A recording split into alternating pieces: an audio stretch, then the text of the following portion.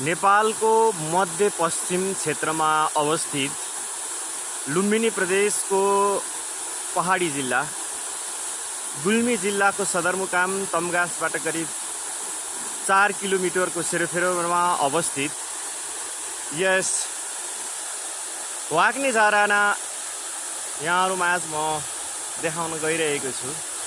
अत्यन्तै सुन्दर झरना छ।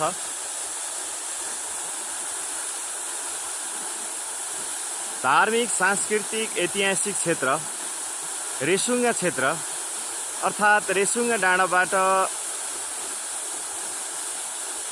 उद्गम रहेको यस वाग्ने झरना रेसुङ्गा नगरपालिकाको यस क्षेत्रबाट अवलोकन गर्न सकिनेछ।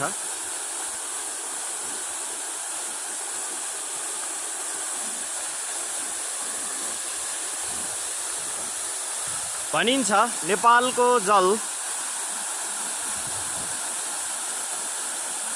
अत्यन्तै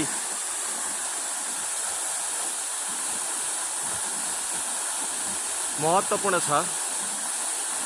अत्यन्तै विश्व बजारमा यसले महत्त्व राख्छ, तर हामीले यसलाई ठिक ढङ्गले सदुपयोग गर्न सकेका छैनौँ। यसले आन्तरिक पर्यटनमा वृद्धि ल्याएको छ, तथापि जति यसको